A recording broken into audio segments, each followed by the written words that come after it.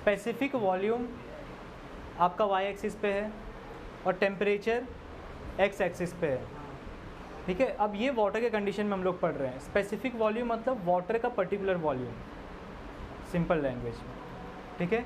ये वॉल्यूम ही है, लेकिन हम लोग एक स्पेसिफिक लिक्विड का पढ़ रहे हैं, इसलिए हम लोग इसको नाम दे दिए स्पेसिफिक वॉल्यूम।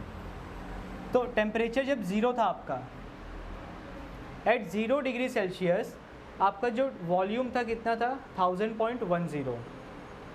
और जैसे जैसे आप टेम्परेचर बढ़ाए, टेम्परेचर बढ़ाने के टाइम पे क्या होना चाहिए, एक्सपांशन होना चाहिए। एक्सपांशन होगा, इसका मतलब क्या, डेंसिटी आपकी कम होगी, है ना। अब देखो फॉर्मूला यहाँ पे है density equals to mass upon volume. So इसका मतलब डेंसिटी जो है वॉल्यूम से इन्वर्सली प्रोपोर्शनल है। इसका मतलब अगर वॉल्यूम बढ़ा तो डेंसिटी कम होगा, डेंसिटी बढ़ा तो वॉल्यूम कम होगा, सही बात। तो यहाँ पर आपका जो वॉल्यूम है कम हो रहा है, वाटर के केस में वॉल्यूम कम हो रहा है। वॉल्यूम कम हो रहा है मतलब क्या, डेंसिटी बढ़ रही है। इसका मतलब क्या, जब आप हीट कर रहे हो वाटर का आइस का टेम्परेचर जो 0 डिग्री सेल्सियस पे, जब उसको आप बढ़ा रहे हो उस टाइम पे क्या हो रहा है, कॉन्ट्रैक्शन हो रहा है, मॉलिक्यूल्स नज़दीक आ रहे हैं। होना क्या चाहिए, एक्सपांशन होना चाहिए, मॉलिक्यूल्स को दूर जाना चाहिए। बट यहाँ पे उल्टा ही कुछ दिखा रहा है, एक अलग ही बिहेवियर है वाटर का। फिर देखो 4 डिग्री सेल्सियस पे वाटर का जो डेंसिटी होता है वो मिनिमम होता है। At 4 degree Celsius density of water is minimum, मतलब जो 4 डिग्री सेल्सियस पे पानी की डेंसिटी होती है, डेंसिटी नहीं वॉल्यूम, ठीक है। जो 4 डिग्री सेल्सियस पे पानी का जो वॉल्यूम होता है वो सबसे कम होता है, इससे कम वॉल्यूम नहीं हो सकता। फिर जब आप आगे 4 डिग्री सेल्सियस के आगे जब आप इसको हीट करोगे तो क्या होगा, नॉर्मल लिक्विड की तरह वो एक्सपांड करेगा, और एक्सपांड करेगा तो क्या होगा, वॉल्यूम उसका बढ़ेगा। तो यहाँ वॉल्यूम बढ़ रहा है। इसको एक बार रियल लाइफ से रिलेट करते हैं। कभी ऐसा हुआ है फ्रिज में आप लोग ने पानी का बॉटल पूरा भर के रख दिया फ्रीज़र में, और 2-3 घंटे बाद आके देख रहे हो वो जो आपका बॉटल है थोड़ा सा क्रैक आ गया है बॉटल पे, बॉटल फट गया है। वो क्यों होता है, देखो जब आप पानी को फ्रीज़र में डाल रहे हो, सपोज़ आपका पानी का टेम्परेचर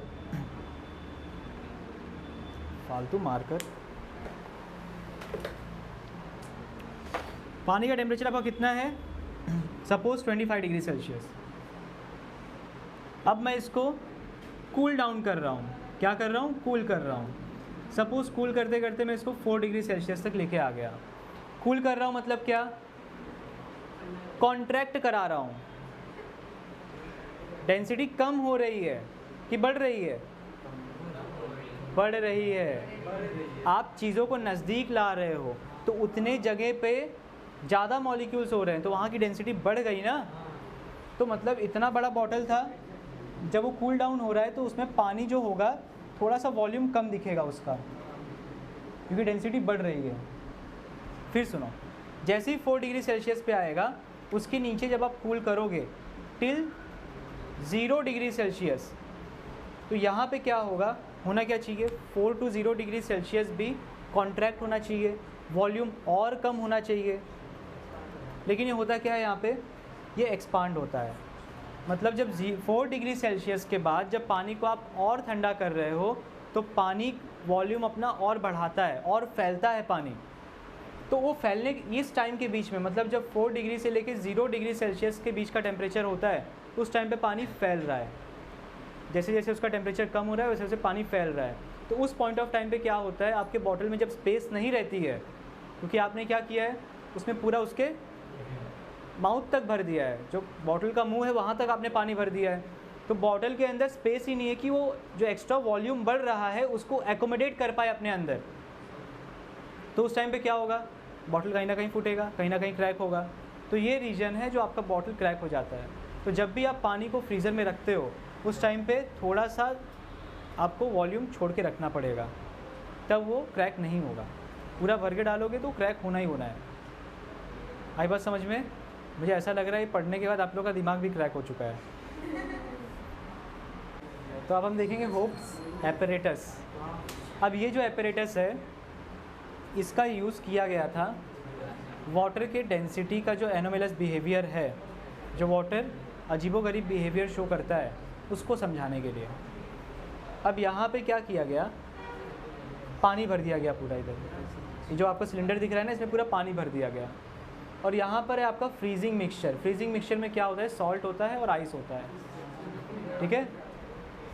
तो अब यहाँ पर आइस है आजू बाजू, और नीचे पूरा जो है सिलेंडर में क्या है, पानी। गैस कौन बोल रहा है भाई, ठीक है। इसमें क्या है, पानी।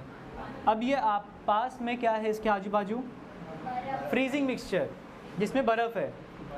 तो ये आइस जो है, ये वाटर जो इसके अंदर है, उसके अंदर का हीट एब्जॉर्ब करेगा। सो इन शॉर्ट हम लोग बोल सकते हैं कि जो वाटर है कूल डाउन होगा, टेम्परेचर कम होगा, ठीक है। तो ये जो है, इसके अंदर जो वाटर है उसका टेम्परेचर कम हो रहा है। शुरुआत में क्या होता है, ये जो नीचे का थर्मामीटर है T1, इसका टेम्परेचर बहुत रैपिडली कम होता है, बहुत जल्दी जल्दी कम होता है। और इसका टेम्परेचर भी कम हो रहा होता है T2 का, लेकिन थोड़ा धीरे धीरे कम हो रहा होता है। लेकिन जैसे ही नीचे वाला जो पोर्शन है, यहाँ पर टेम्परेचर पानी का 4 डिग्री सेल्सियस हो जाता है, वैसे ही ये 4 डिग्री सेल्सियस पे स्टॉप हो जाता है। और ये जो था T2, ये अचानक से बहुत तेज़ी से इसका टेम्परेचर कम होता है और ये 0 डिग्री सेल्सियस पे पहुँच जाता है। आपका ध्यान नहीं था, मैं रिपीट नहीं करूँगा। ये 0 डिग्री सेल्सियस पे बहुत अचानक से बहुत जल्दी पहुँच जाता है, बहुत कम टाइम में। और ये अभी भी 4 डिग्री सेल्सियस पे ही है। पहले ये जल्दी इसका टेम्परेचर डिक्रीज़ हो रहा था, अब इसका अचानक से जल्दी हो गया। ऐसा क्यों, कोई बता सकता है? एनोमलस बिहेवियर पढ़ लिया, अभी भी नहीं समझ में आ रहा तुम लोग को? चलो देख लो। वाटर सपोज अगर 30 डिग्री सेल्सियस पर है, कूल डाउन हो रहा है 4 डिग्री सेल्सियस तक। 4 डिग्री सेल्सियस तक आते आते उसके बीच में जितने भी टेम्परेचर है, नॉर्मली जैसे चीज़ें कॉन्ट्रैक्ट होती हैं वैसे ही वाटर कॉन्ट्रैक्ट होगा। तो हर जगह पूरा पानी कॉन्ट्रैक्ट होगा अच्छे से। तो यहाँ पर आपको पता है कि जब भी पानी कॉन्ट्रैक्ट होगा तो उसका डेंसिटी क्या होगा,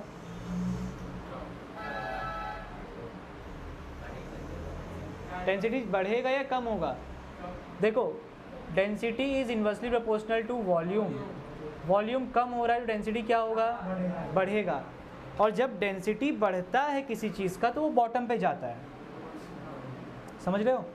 तो पानी का डेंसिटी क्या हो रहा है, बढ़ रहा है। जैसे जैसे टेम्परेचर कम हो रहा है, 4 डिग्री सेल्सियस पे आ रहा है, तो पानी जो है वो नीचे जाएगा, ठंडा पानी नीचे जाएगा क्योंकि वो ज़्यादा डेंस है। तो नीचे का टेम्परेचर जल्दी कम होगा। यार ठंडा पानी नीचे जा रहा है, टेम्परेचर बढ़ेगा कैसे, कम होगा ना। और ऊपर का भी कम हो रहा है टेम्परेचर, लेकिन ये थोड़ा धीरे धीरे कम हो रहा है इसके कंपैरिजन में। क्यों? क्योंकि यहाँ पे जो ठंडा पानी है पहले आ जा रहा है, बहुत जल्दी आ रहा है। आ रही है बात समझ में? डेंसिटी ज़्यादा है ठंडे पानी की, इसीलिए जैसे ये 4 डिग्री सेल्सियस पे आया, आपको पता है 4 डिग्री सेल्सियस से 0 डिग्री सेल्सियस तक पानी को क्या करना चाहिए, कॉन्ट्रैक्ट। क्या करना चाहिए, कॉन्ट्रैक्ट। बट ये ऐसा करता नहीं है, ये करता क्या है, एक्सपांशन, एक्सपांड होता है। 4 to 0 डिग्री सेल्सियस पे वाटर एक्सपांड होता है। और वाटर एक्सपांड हुआ मतलब क्या, इसका वॉल्यूम बढ़ा। जैसे यहाँ से यहाँ तक जाने में इसका वॉल्यूम बढ़ा, इसका मतलब डेंसिटी कम हो गया। डेंसिटी कम हो गया तो पानी क्या करेगा, ऊपर आएगा। डेंसिटी कम होगा तो पानी ऊपर आएगा ना भाई। अब जब पानी ऊपर आएगा तो जो पानी ऊपर आ रहा है वो 4 डिग्री सेल्सियस से कम है ना उसका टेम्परेचर। आ रही है बात समझ में? तो इधर जो पानी अब ऊपर आ रहा है वो 3 डिग्री सेल्सियस का है। अब यहाँ पे से समझ लो, यहाँ पे 2 डिग्री सेल्सियस पानी आ रहा है तो वो ऊपर आ जाएगा 2 डिग्री सेल्सियस, और 3 थोड़ा नीचे हो जाएगा। 3 नीचे जाते जाते ये भी 2 बन जाएगा।